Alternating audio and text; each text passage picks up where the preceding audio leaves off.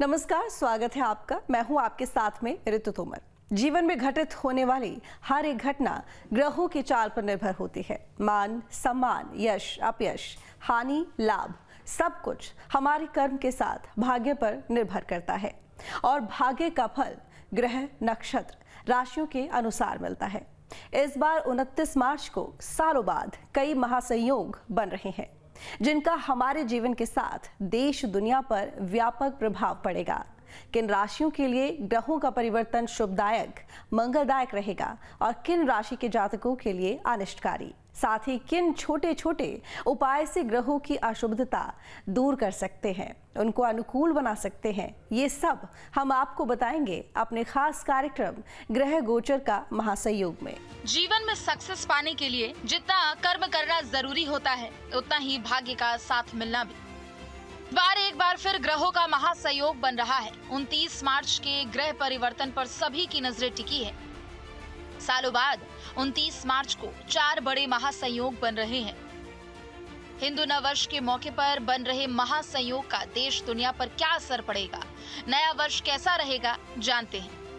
देखिए, इस नए वर्ष में अलग अलग समय पर अलग अलग योग बनेंगे। अभी प्रारंभ में 6 ग्रहों का योग जो बन रहा है, उसमें ये कहना चाहिए कि वर्ष का जो प्रारंभ है उसमें जो कुछ छिटपुट जो प्राकृतिक उत्पात हैं वो होंगे। आंधी तूफान और ओलावृष्टि आदि जैसे अग्नि आदि का भय होगा। बहुत से स्थानों पर अग्नि का भय हो सकता है, आग लग सकती है। इसके प्रति सचेत रहने की आवश्यकता है। दूसरी बात यह है कि जो वर्ष का जो मध्य है वो बहुत अच्छी स्थिति में होगा। उसमें लोगों को लाभ होंगे। कहना चाहिए कि जैसे जो फसलें हैं वो समुचित होंगी, समय पर होंगी। जो हमारा देश है वो समृद्ध होगा। जो देश विरुद्ध जो ताकतें हैं उन पर जो है दुष्प्रभाव पड़ेगा और वो अपने आप शमित होंगी। मूल बात यह है कि ये वर्ष, चूंकि ये सिद्धार्थ नाम का संवत्सर है, सिद्धार्थ नाम का संवत्सर वो लोगों को सिद्धि प्रदान करने वाला ही होता है। अंततः यदि पूरे वर्ष को देखा जाए तो चूंकि जब प्रवेश लग्न में जो स्थिति होती है उस स्थिति का प्रभाव पूरे वर्ष रहता है। प्रवेश लग्न के समय में गुरु दशम भाव में है, वृष राशि का होकर के दशम भाव में, और मंगल लाभ स्थान में है। तो दशम भाव में बृहस्पति हो, माने कहा जाता है कि कुर्वन्ति ग्रहा सर्वे यस्य केंद्रे बृहस्पति, केंद्रगत जब बृहस्पति हो, केंद्र के बाहर का स्वामी हो करके हो, तो ऐसी स्थिति में और लाभ स्थान पर बैठा हुआ जो मंगल है वो देश को लाभ पहुंचाने की स्थिति में। यह जो नया संवत्सर 30 मार्च से प्रारंभ हो रहा है, इस संवत्सर का जो स्वामी है वो सूर्य है और संवत्सर का राजा भी सूर्य है। नवग्रहों के राजा भी, अधिपति भी सूर्य को कहा गया है और मंत्री चंद्रमा है। तो सूर्या चंद्रमसो, सूर्य और चंद्रमा जो साक्षात भूमि के देवता हैं, एक राजा हैं, एक मंत्री हैं। तो यह कामना की जाती है कि यह जो नया संवत्सर हमारा आ रहा है, यह वर्ष पर्यंत सबके लिए विशेष खुशहाली लाए। अगला वर्ष की जो समीक्षा किया जाए वह अगला वर्ष पिछले वर्ष की अपेक्षा विशेषकर लाभप्रद होगा और एशिया के देशों के लिए यह वर्ष विशेष लाभकारी होगा, इसलिए कि यह जो वर्ष का अधिपति साक्षात सूर्य हैं, जो प्रतिदिन दिखाई देते हैं, और मंत्री भी चंद्रमा हैं, जिसके चलते यह वर्ष प्राकृतिक उत्पात को देने वाला तो होगा, जैसे अतिवृष्टि, अनावृष्टि, उष्णता, यह तो देगा, लेकिन राष्ट्र के उन्नति में और समाज के उन्नति में इसका बहुत बड़ा योगदान रहेगा। भारत को यश की प्राप्ति होगी और भारत की आर्थिक स्थिति संपन्न होगी। इस बीच हर जातकों के साथ सभी ज्योतिषाचार्य के भी नजरें 29 मार्च को बनने वाले महासंयोग पर है। शनि के राशि परिवर्तन यानी शनि के राशि बदलने से किन जातकों की राशि पर शनि की ढैया 7.5 शुरू होगी और किनको शनि की ढैया 7.5 से मुक्ति मिलेगी, जानते हैं प्रसिद्ध ज्योतिषाचार्य से। 29 मार्च को शनि जो है वह मीन राशि पर संचरण करेगा। ऐसे शनि एक राशि पर 2.5 वर्ष तक रहता है। पूरे 30 वर्षों में 12 राशियों पर परिभ्रमण करता है। ज्योतिष शास्त्र के दृष्टि से देखा जाए तो शनि की अढ़ैया और षड़साती जब भी आती है, जीवन में कुछ उतराव चढ़ाव की स्थिति बनी रहती है। जो इस बार शनि कुंभ राशि से मीन राशि में संचरण कर रहे हैं तो 3 राशियों पे षड़साती रहेगी। शनि जिस राशि पर रहता है उस राशि पर, उसके पीछे वाले राशि पर और उसके अग्रिम राशि पर, अर्थात कुंभ राशि, मीन राशि और मेष राशि पर शनि की षड़साती रहेगी। षड़साती माने 7.5 वर्ष तक। इस बार मेष राशि के सिर पर शनि का प्रभाव दिखेगा, इसलिए कि मेष राशि वालों के लिए जब शनि की षड़साती आएगी तो सिर में मानसिक उद्विग्नता या अशांति उत्पन्न करेगा, जिसके निमित्त हनुमान जी की आराधना करना श्रेयस्कर होगा। मीन राशि वालों के लिए उदर में पेट संबंधी पीड़ा को देने वाला होगा, इसीलिए जिसकी भी मीन राशि है जन्म कुंडली से, निश्चित रूप से वह वायु विकार से प्रेरित रहेगा। उसके लिए उसको पहले से ही खान पान पर संयमित जीवन यापन करना पड़ेगा। कुंभ राशि वालों के लिए पैर पर रहेगा, यानी यात्राएं बहुत कराएगा, फल कम मिलेगा, दौड़ धूप ज़्यादा कराएगा। यह षड़साती का प्रभाव दिखता है। अब अढ़ैया की बात आती है तो जिस राशि पर शनि रहता है उससे 6वीं और 10वीं राशि पर अढ़ैया चलती है। शनि में मीन राशि का हो रहा है 29 मार्च को, तो सिंह राशि पर और धनु राशि पर अढ़ैया रहेगी। षड़साती की अपेक्षा अढ़ैया जो होती है वह ज़्यादा परेशान करने वाली होती है। इसका परिवर्तन जो होने वाला है 29 तारीख को रात्रि में इसका परिवर्तन होगा।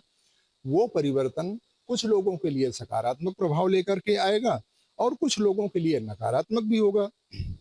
शनि कुंभ राशि से मीन राशि में प्रवेश कर रहे हैं। ऐसी स्थिति में जो कुंभ राशि की जो 7.5 है वो उतरती हुई होगी, मीन राशि की मध्य में और मेष राशि की प्रारंभ की 7.5 होगी। तो ये एक तो जो है, ऐसे में मेष राशि वालों के लिए ये भ्रम उत्पन्न करने वाली होगी, ज्यादातर भ्रमित करने वाली होगी, आलस्य पैदा करने वाली होगी। कुंभ राशि वालों के लिए भी वो आलस्य उत्पन्न करेगी, उनके पैरों में पीड़ा उत्पन्न करेगी। विशेष रूप से उनके अंदर जो है वो आलस्य का भाव बना रहेगा। शनि जो है वो शनै शब्द से वो उसको उच्चारित करते हैं। शनै का अर्थ होता है धीरे काम करने वाला। शनैश्चर, शनैश्चरति, धीरे धीरे चलता है, इसलिए जो है उसको शनैश्चर कहते हैं। तो धीमी गति से काम करने के कारण शनि जो है वो जो व्यक्ति के अंदर आलस्य उत्पन्न करता है। मीन राशि में शनि मित्र राशि में होता है, मीन राशि उसकी मित्र राशि है। तो ऐसी स्थिति में शनि बहुत ज्यादा हानि करने की स्थिति में तो नहीं है। शनि किसी को बहुत ज्यादा हानि पहुंचाएगा ऐसा नहीं कहा जा सकता। लेकिन ये बात जरूर है कि जिन राशियों के 12वें है, जिन राशियों के 4थे है, जिन राशियों के 8वें है, उनके लिए जरूर कुछ न कुछ नकारात्मकता लेकर आएगा। जैसे मेष राशि के 12वें होने के कारण उसमें नकारात्मकता थोड़ी सी रहेगी। लोगों को जो है वो लोगों के काम रुक रुक करके बनेंगे, वो अपने काम को करने की चेष्टा करें। ऐसी स्थिति में ये बात सोचें कि जो काम उनका बहुत जल्दी हो जाने वाला है वो तुरंत ना हो करके थोड़ा सा रुक करके होगा। इसमें कहीं विचलित होने की आवश्यकता नहीं है। दूसरा यह है कि जो सिंह राशि वालों के 8वें भाव में शनि आ रहा है। सिंह राशि वाले जो जातक हैं उनके 8वें भाव में शनि की स्थिति है। ऐसी स्थिति में स्वास्थ्य के प्रति सचेत रहें, खान पान बहुत अच्छा रखें। यदि मद्यपान करते हो, अल्कोहल लेते हो तो उससे बचें। इससे जो है वो आपके अंदर जो उदर विकार हैं वो उनसे आप जो है बच पाएंगे। किंतु क्योंकि जब सिंह राशि के 8वें जो है जब शनि की स्थिति होती है तो ऐसे में उदर विकारों की संभावनाएं बहुत अधिक होती हैं। इसलिए इस बात का ध्यान रखना चाहिए। धनु राशि वालों के लिए भी स्वास्थ्य के प्रति सचेत रहना चाहिए। पेट में, कमर में परेशानी उनको हो सकती है, इसलिए जो है स्वास्थ्य के प्रति सचेत रहें। दूसरे, पैसे के लेन देन में भी सावधान रहें, क्योंकि ऐसे में बहुत बार धन के फंसने का योग बनता है। शेष राशियों के लिए आमतौर पर शनि की सकारात्मकता बनी रहेगी। वहीं एक और जहां 29 मार्च को शनि का राशि परिवर्तन हो रहा है, इस साल का पहला सूर्य ग्रहण भी लग रहा है। 29 मार्च 2025 को इस साल का पहला सूर्य ग्रहण होगा। यह सूर्य ग्रहण आंशिक सूर्य ग्रहण होगा। यह ग्रहण भारत के समय के अनुसार दोपहर 2:20 से शुरू होगा, जो कि दोपहर 4:17 पर सूर्य ग्रहण पीक पर होगा और शाम 6:13 पर खत्म हो जाएगा। हालांकि यह ग्रहण भारत में दिखाई नहीं देगा। इस ग्रहण का सूतक काल भी भारत में मान्य नहीं होगा, लेकिन इस ग्रहण का देश और दुनिया के हर व्यक्ति पर असर पड़ेगा। 29 मार्च को जो अमावस्या के दिन सूर्य ग्रहण पड़ेगा, एक तो भारत में उस ग्रहण का कोई प्रभाव नहीं है, इसलिए कि भारत में दृश्य नहीं है। और जहाँ पर ग्रहण दृश्य होता है वहीं पर ग्रहण का शुभाशुभ फल की उत्पत्ति होती है। यह जो है अफ्रीका में, अटलांटिका में, आर्कटिक में, प्रशांत महासागर के कुछ द्वीप देशों में यह सूर्य ग्रहण दिखाई देगा और वहीं पर उसका प्रभाव रहेगा। भारत में इस सूर्य ग्रहण का कोई भी प्रभाव नहीं होगा। इस बीच 29 मार्च यानी शनि अमावस्या के दिन एक ही राशि पर 6 ग्रह रहेंगे। दरअसल मौजूदा पंचांग पर नजर डालें तो फिलहाल सूर्य, बुध, शुक्र और राहु ग्रह मीन राशि में मौजूद है। 29 मार्च को शनि कुंभ राशि से मीन राशि में गोचर करेगा। साथ ही इस दिन चंद्रमा भी मीन राशि पर रहेगा। इस प्रकार 29 मार्च को इस एक राशि में कुल 6 ग्रह होंगे। इसके चलते मीन राशि में षडग्रही योग बनेगा, जो बहुत दुर्लभ माना जाता है। ज्योतिषाचार्यों की माने तो 6 ग्रहों के इस अद्भुत संयोग के कारण 29 मार्च को 7 योग एक साथ आ रहे हैं। इस दिन षडग्रही योग के साथ ही बुधादित्य, शुक्रादित्य, मालव्य, लक्ष्मी नारायण, समसप्तक और शश योग भी बन रहा है।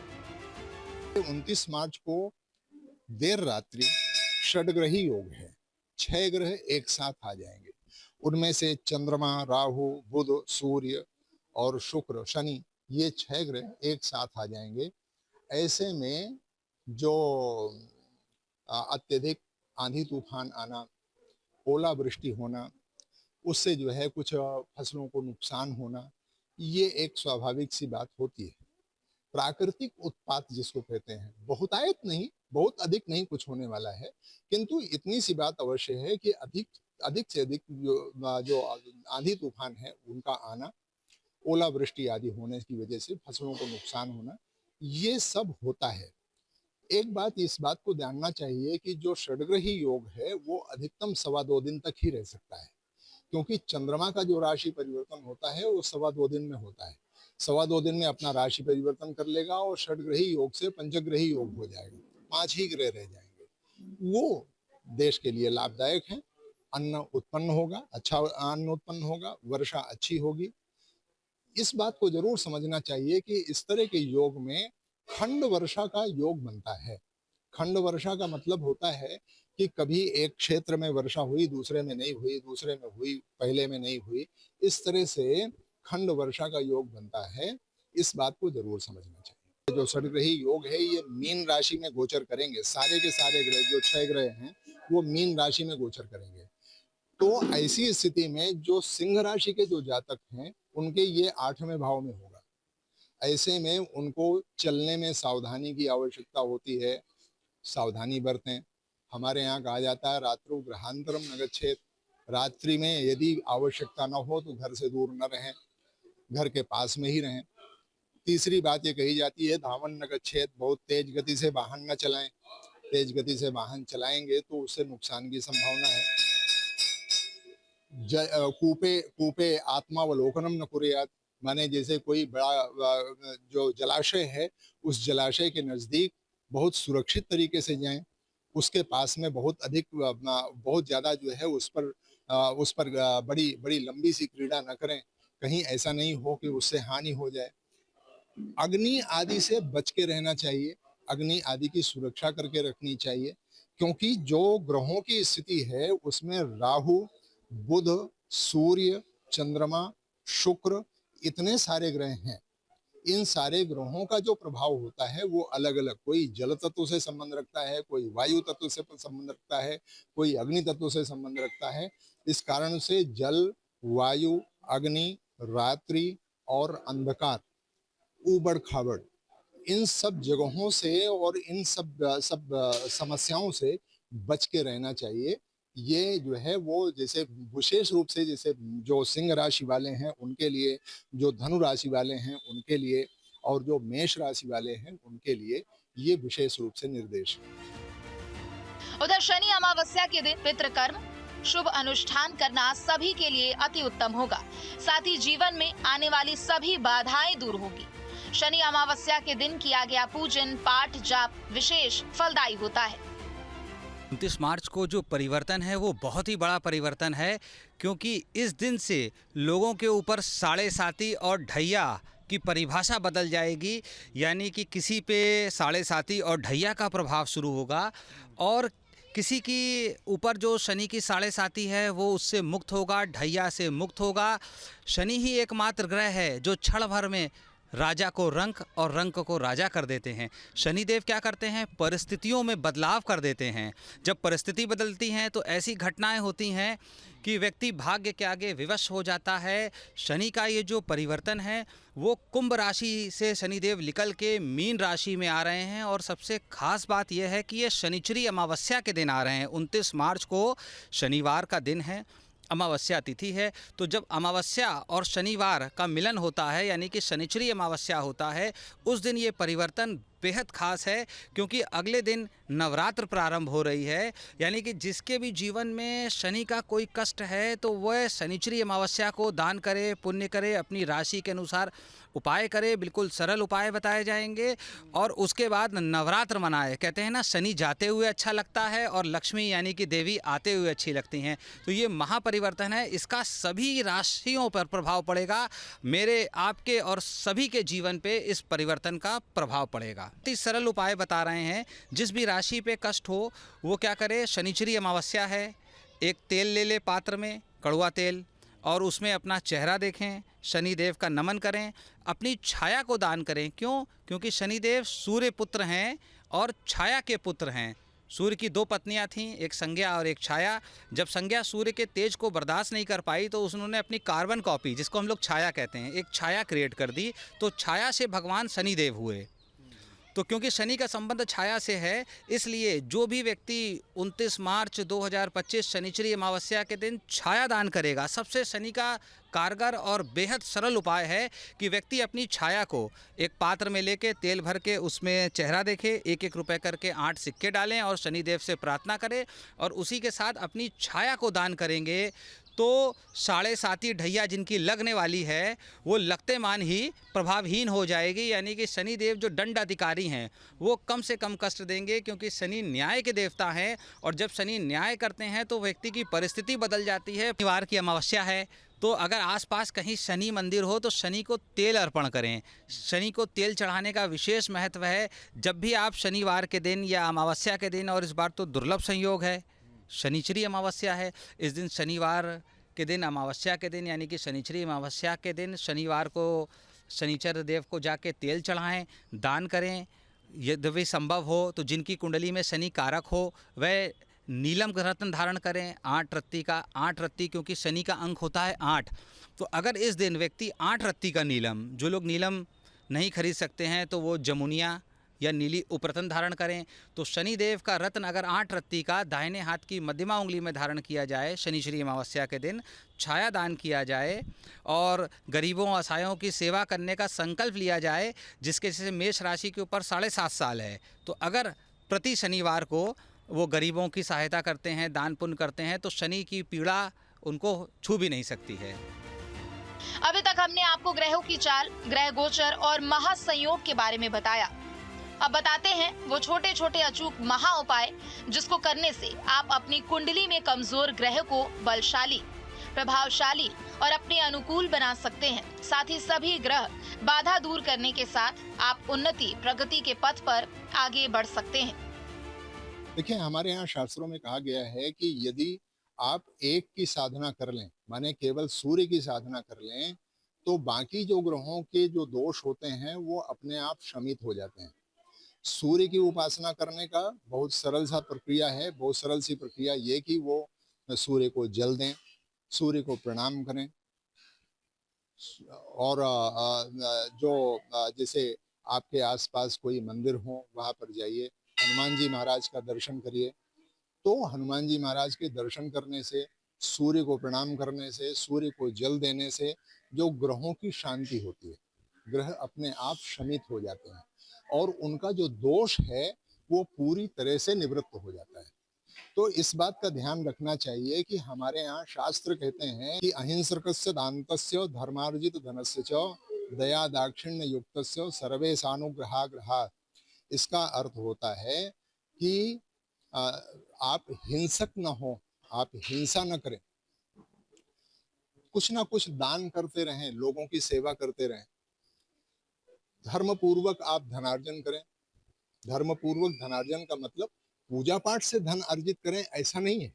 धर्म पूर्वक धनार्जन का मतलब ये होता है कि किसी से आप अनुचित तरीके से धन न ले लें, किसी का धन हरण न कर लें। आपके अंदर दया होनी चाहिए, आपके अंदर दाक्षिण्य होना चाहिए। दाक्षिण्य का अर्थ होता है दक्षता होनी चाहिए। जिस भी कार्य को आप कर रहे हैं उसको पूरी दक्षता पूर्वक करें, पूरी अपनी योग्यता लगाते हैं उस कार्य को करने में।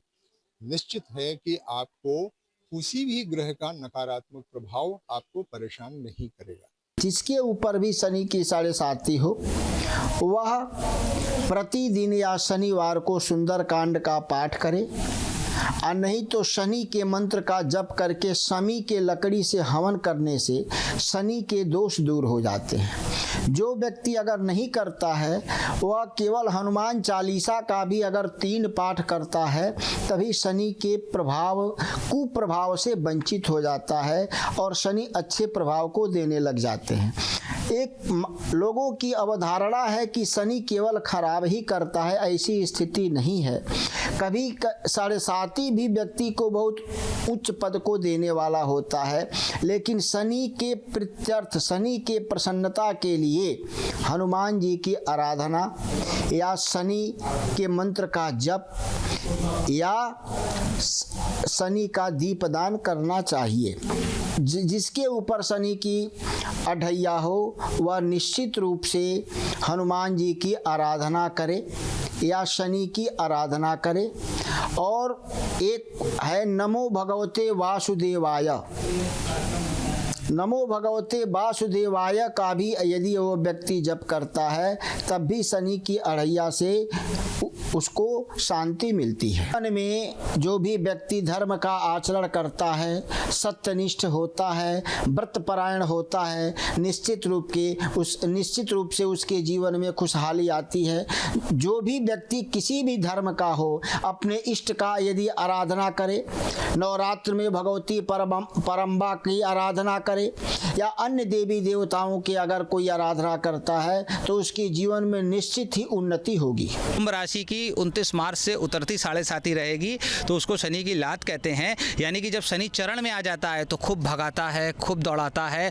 अगर व्यक्ति सच्चे मन से शनि को नमन करते हुए कर्म करता है तो 2.5 साल के अंदर उसका कायाकल्प हो जाता है, क्योंकि अंत में शनिदेव कल्याणकारी हैं। वो जैसे सोने को तपा के कुंदन करते हैं, हीरे को तराश के जैसे डायमंड निखर जाता है तो व्यक्ति के व्यक्तित्व को निखारते हैं। यही शनि की महिमा है। तो शनि की 7.5 से डरना नहीं चाहिए, ढैया से डरना नहीं चाहिए, क्योंकि शास्त्रों में इसको लघु कल्याणकारी ढैया कहा गया है और वृहत कल्याणकारी 7.5 को कहा गया है। आपको लगेगा कि 7.5 लग रही है, लेकिन अगर आप ईमानदारी से काम करेंगे तो शनिदेव आपको 7.5 साल में तराश के हीरा बना देंगे। ज्योतिष शास्त्र में हर एक समस्या का समाधान वर्णित है। प्रसिद्ध ज्योतिषाचार्य द्वारा बताए गए उपाय को करके आप भी अपने जीवन को खुशहाल बना सकते हैं। सभी का जीवन मंगलकारी हो, सबके जीवन में खुशहाली हो, सभी पर नवग्रहों की कृपा बनी रहे। इसी कामना के साथ आज के इस खास कार्यक्रम में बस इतना ही। हमें दीजिए इजाजत। नमस्कार।